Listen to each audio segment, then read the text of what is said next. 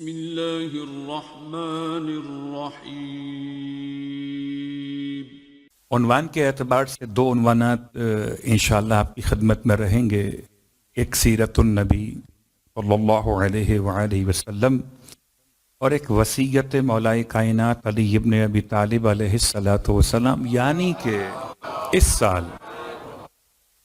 سال ہر سال سے ذرا کچھ ہٹ کر یا محمد یا علی اتنا پڑھیں گے کہ یہاں تک کہ صاحب الزمان کا وقت آ جائے۔ میں نے جس سورہ کا انتخاب کیا اس سورہ کا نام بھی خود پیغمبر کے نام پر ہے۔ 114 سوروں میں سے آپ صاحبان علم ادب بیٹھے ہوئے، ایک سے زیادہ سورے ایسے ہیں جو پیغمبر کے نام اور القاب کے لحاظ سے، یا سورہ مزمل پیغمبر کا لقب نہیں، یا سورہ مدثر پیغمبر کا لقب نہیں ہے۔ خدا کو پیغمبر کی ادا اتنی حسین لگتی ہے کہ چادر اوڑھیں تو یاد کرتا ہے، وہ کمبلی اوڑھیں تو یاد کرتا ہے، تو کبھی مزمل کہہ کے یاد کرتا ہے، کبھی مدثر کہہ کے یاد کرتا ہے۔ تو میں کس سورے سے آغاز کرتا؟ اس کو یاسین کہتا کہ سردار وہی، اس کو طٰہٰ کہتا کہ طیب و طاہر وہی، اس کو محسن انسانیت کہتا کہ انسان وہی، سورہ انسان۔ تو کس سورے کے نام سے یاد کرتا؟ سورہ کوثر کہتا کہ مخاطب وہی، سورہ قدر کہتا کہ صاحب قدر کا باپ وہی۔ کیا کہتا؟ سورہ والضحیٰ کہتا کہ مخاطب وہی، سورہ علم نشرہ کہتا کہ شرح صدر کا اعلان وہی۔ تو ہر ایک سورے میں پیغمبر کی شان ہے۔ تلاش کرتے کرتے نگاہوں نے یہاں لا کے روکا کہ جس کا نام محمد ہو کیوں نہ اس سے آغاز کیا جائے۔ تو پورے 114 سوروں میں سے ایک سورے کا نام محمد، اور یہ سورہ قرآن مجید میں ترتیب کے لحاظ سے اس قرآن کے اعتبار سے نمبر ہے 47، یعنی کہ نمبر 47۔ 38 آیتیں ہیں، 26واں پارہ ہے، نزول کے لحاظ سے نمبر 95، مدینہ منورہ میں نازل ہوا ہے۔ اور ان 38 آیات میں جو کلمات کی تعداد ہے وہ 542 ہے، 542، اور 542 کلمات میں جو حروف چنے ہیں وہ ہیں 2424۔ آپ کو اپنے پاسورڈ تو یاد ہوتے ہیں نا؟ میں آپ کو سورہ محمد کے پاسورڈ بتا رہا۔ اب پروردگار عالم نے یہ 2424 حروف کو چنا، اس سے 542 کلمات کو بنایا، 542 کلمات سے 38 آیات کو بنایا، پھر اسم گرامی محمد کا سورہ بنایا۔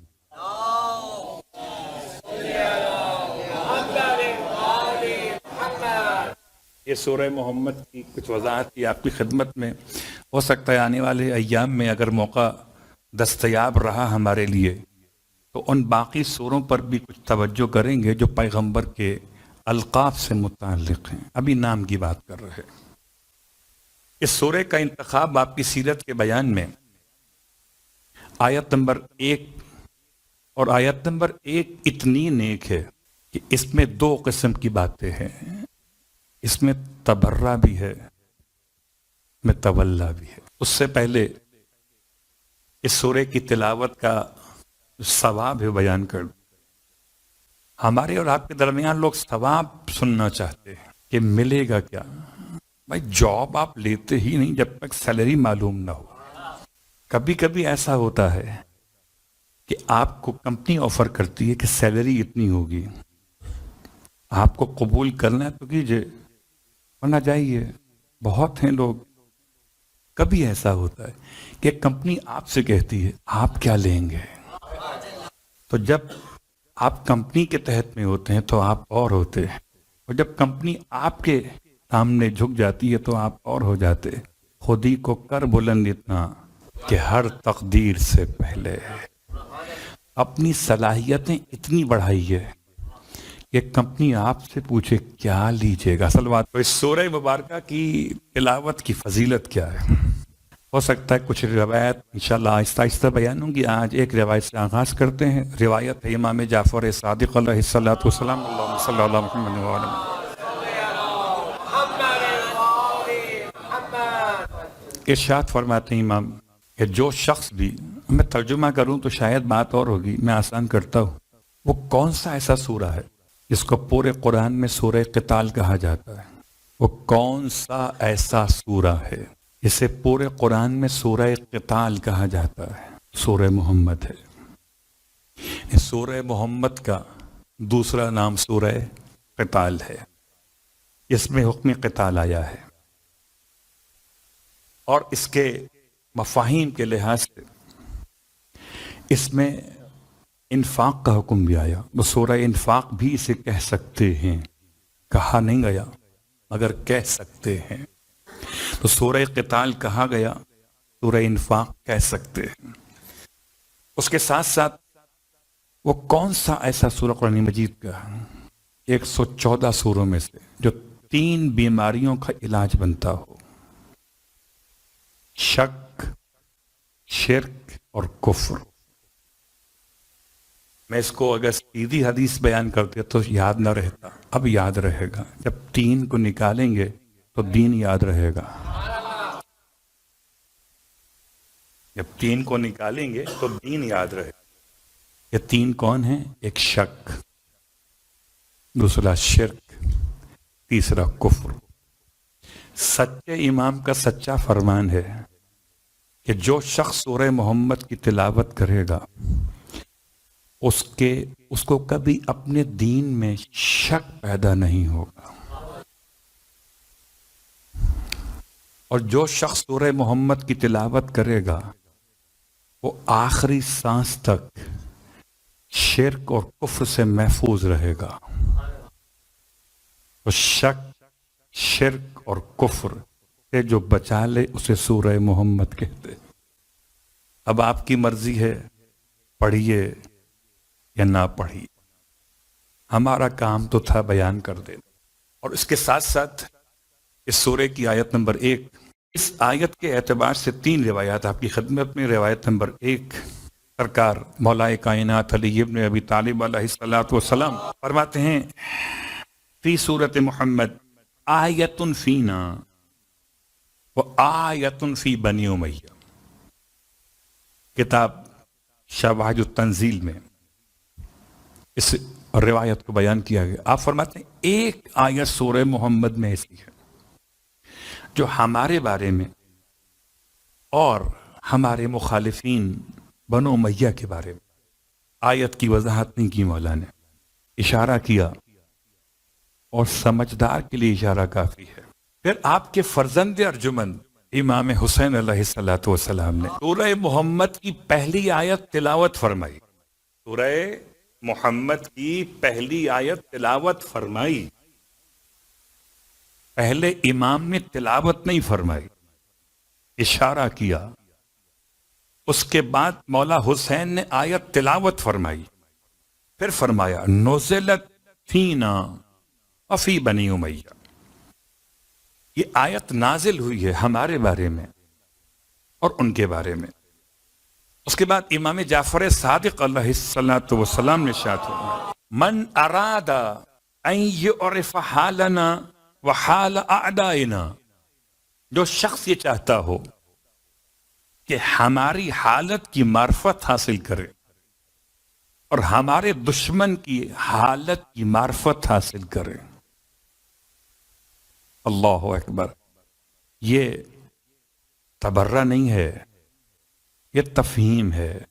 اور یہ تحقیر نہیں ہے، یہ سمجھانا ہے کہ تعظیم کس کے لیے ہے اور جس کے لیے تعظیم نہیں تو کیوں نہیں ہے.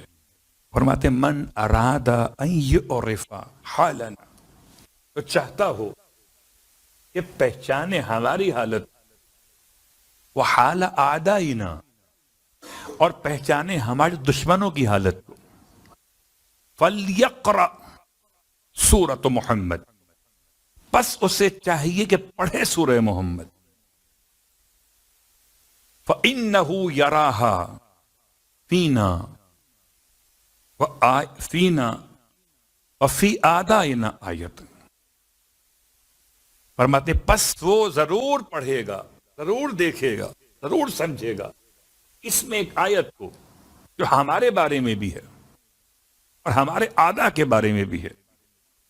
اب کمال یہ کہ دو اماموں نے آدا کے خاندان کا نام لیا اور تیسرے امام نے آدا کے خاندان کا نام نہیں لیا، بس ہو گیا نام۔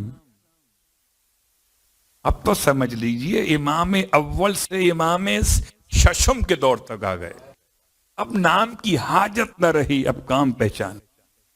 انشاءاللہ آپ کی خدمت میں روزانہ کوشش کروں گا کہ ایک آیت الیوم کے لحاظ سے آیت پیش کروں کہ جو آپ کے لیے بطور وظیفے کے ہو۔ آج کی آیت الیوم ہے آیت الکرسی، بہت مشہور ہے، اتنی مشہور ہے کہ اس کی شہرت آپ نے سنی وہ اور ہے، پیغمبر نے کہی وہ اور ہے۔ آئیے فرمانے پیغمبر ارشاد فرماتے ہیں اللہ کے حبیب، القرآن سید الکلام، قرآن ہے سید الکلام، کلام کے سردار کو قرآن کہتے ہیں، اور سید القرآن سورۃ البقرہ، اور قرآن کی سردار سورہ بقرہ ہے، اور سید البقرہ آیت الکرسی، اور سورہ بقرہ کی سردار آیت الکرسی ہے۔ تو چلے یہاں سے تھے کلام، کلام پر سردار قرآن، قرآن میں سورہ بقرہ سردار، اس میں سردار آیت الکرسی۔ تو آج پہلی شب میں سرداروں کی بات کر رہا تھا تو آیت بھی لایا سرداری والی، آیت الکرسی سرداری والی آیت ہے۔ اصل میں وہ میرے تلفظ میں کہیں فرق نہ پڑ جائے، اس لیے میں نے اسے کھول کے بیان کیا، یہ سرداری والی آیت ہے، آیت الکرسی۔